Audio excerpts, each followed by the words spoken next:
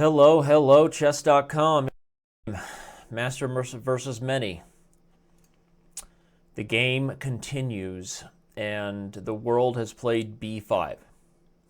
So this is theory, and as highlighted in my sort of summary of what both white and black are playing for in this kind of Sicilian, b5 makes absolute and total sense for black.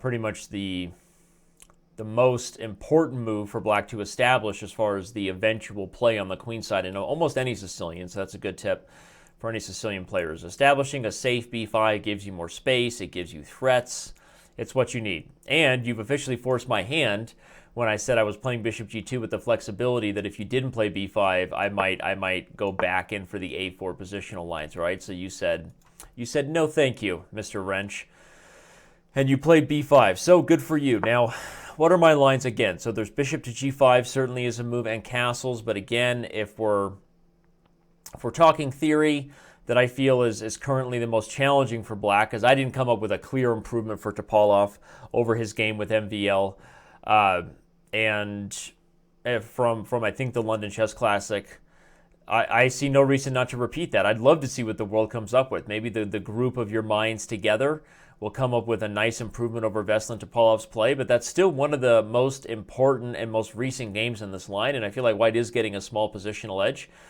So I'm going to go for it without too much ado or even delay. I'm going to analyze castles, remind myself that if b4, knight to d5, knight takes, queen takes here. Here is where I don't remember the move, and so I need to try to do some studying of this line before I get to this position.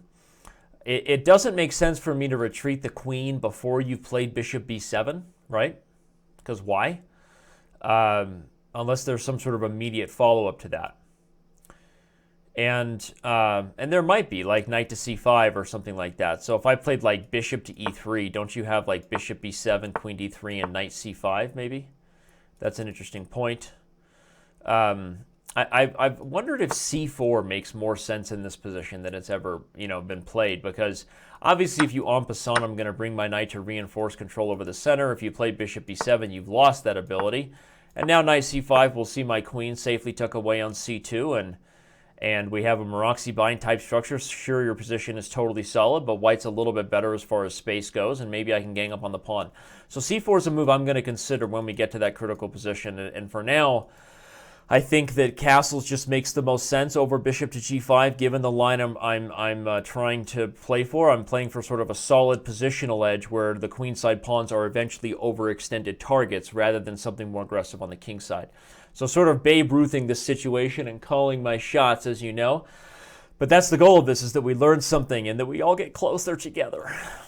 Nothing else. So let me head back to the game and move over to the official board where the move will be made. And drum roll, please. Rekharovka, Korotkaya Rekharovka. That's kingside castles if you're speaking Moskva. By the way, make sure you follow the candidates' videos and all the action there. Drum roll. The move has been played. It is on you, world, to come back with your approach. I think b4 is what we'll see. Although, obviously, we know bishop b7, bishop e7 are both also moves. So if you come up with something a little bit less common, won't be totally surprised, and the game will go on still being close to what it already is, which is roughly equal. And with that, I leave the ball in your court, world.